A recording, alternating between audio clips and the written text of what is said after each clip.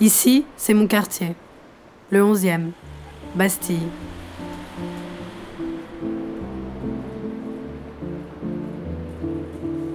Dans ces rues, je passe, je vis et je croise des visages que je reconnais. C'est dans cette rue que j'ai grandi, entourée de magasins de manga japonais et de boutiques punk et gothiques.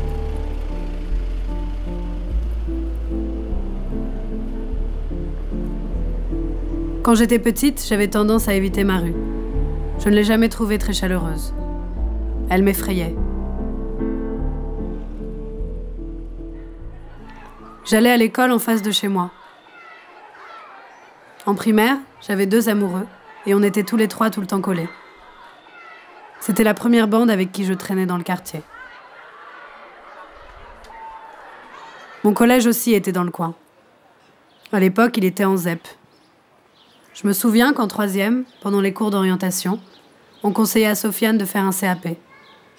Les études générales, c'est très long. Il y a très peu de débouchés. Avec un CAP, tu étudies 2 ans et tu peux commencer à travailler tout de suite après.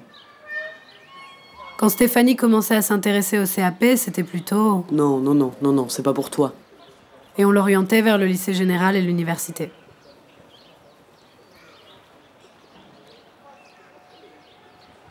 Souvent, après les cours, on allait regarder les joueurs de basket. On restait assis sur des bancs toute l'après-midi. C'était ça pour moi, traîner dans le quartier.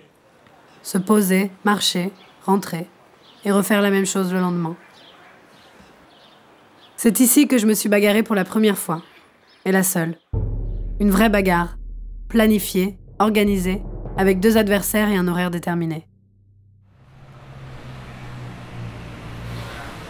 Le faubourg Saint-Antoine. Je l'ai arpenté de long en large. Autrefois, on l'appelait le faubourg du meuble. Le faubourg des ateliers d'ébénistes, de tapissiers, de vernisseurs.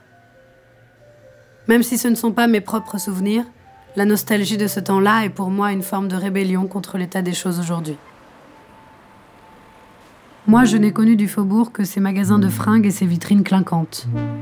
Et pour assurer leur bon fonctionnement, il faut du pouvoir d'achat.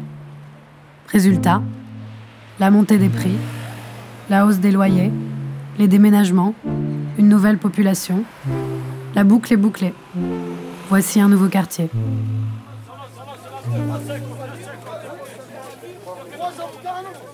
Je m'accroche à certains souvenirs, à certaines images, à des visages familiers que je croise encore, au marché, au café, au square.